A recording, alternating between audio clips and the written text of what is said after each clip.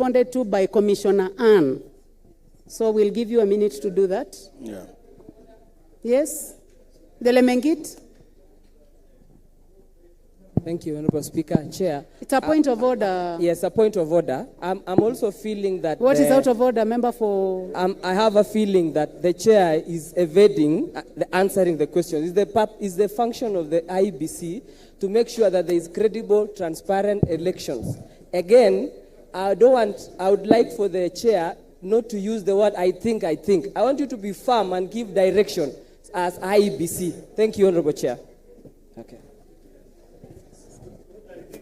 Okay, I think, go on, Chairman. You've heard the sentiments. Karima, hold your horses. Anne will answer your question. Can I proceed? But Anne, you hold, your chairman will motion you when to answer.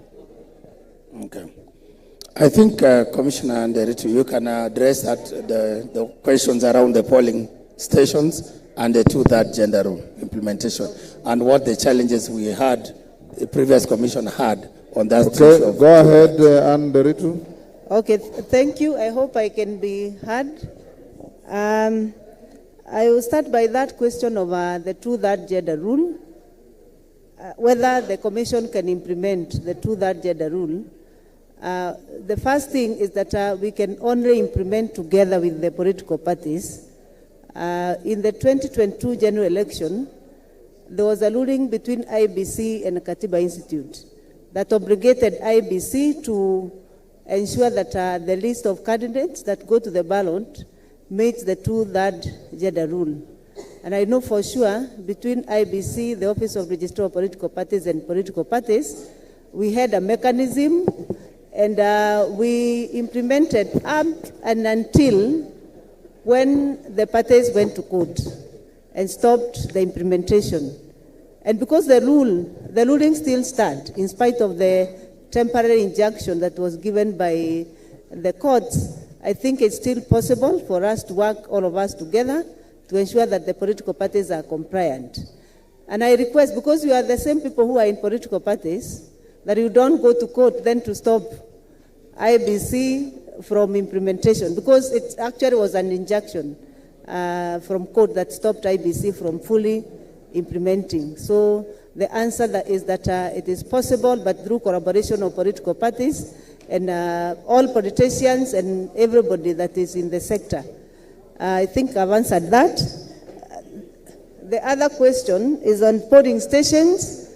I want to agree, and I think Chair has alluded to it, that we are going to gazette all the mapped registration centers in the month of February, so that from there, when we are rolling out the mass voter registration in end of March, we have all the mapped registration centers. And Chair explained very clearly, a mapped registration center does not automatically translate to a polling station, because if the data is not corrected, it's not enough. The voters are not enough, they don't meet the threshold, then we revert back to the polling stations that are enough to make the cap of 700. So if it's not possible, then we cannot translate it. So we have about 3,000 mapped registration centers and that have been mapped by the stakeholders, and we are going to gazette all of them for purposes of data correction. After that, we shall come back to the issue of allocating the polling station based on the data corrected. I think that should come out very clearly. There's also the question of polling station mapping, the Tharaka-Nithi, the constituency, the border polling stations. I don't think you are the only one. There are a few cases of border polling stations that some voters cross over from one constituency to another. And I think it's a question of us coming and mapping the polling station and engaging the stakeholders, so that the stakeholders are told your boundaries, this constituency boundaries reaches here, and your polling station, this polling station is in this constituency. Yeah, we are going to do... To exclusively manage your voters. You must also help your voters to tell them where they will vote if they have to vote for you. The last question that we needed to respond to, is the question of election timeline.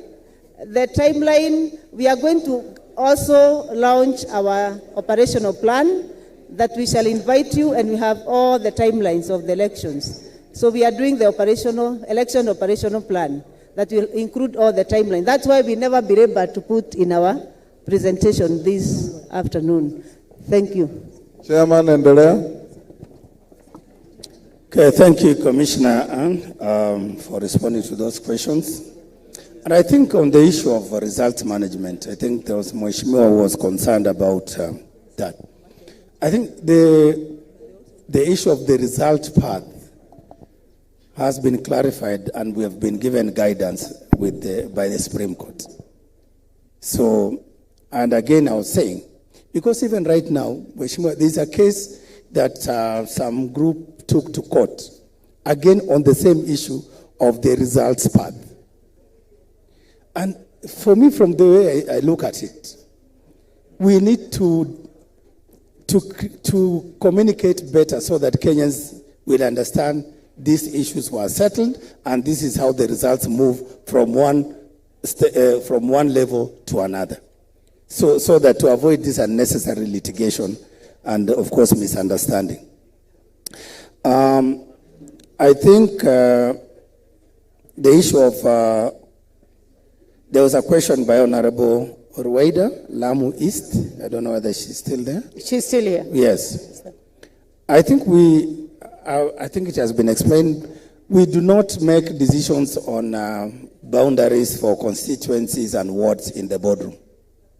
This is a stakeholder-driven process, and which is why we were even arguing that we need time.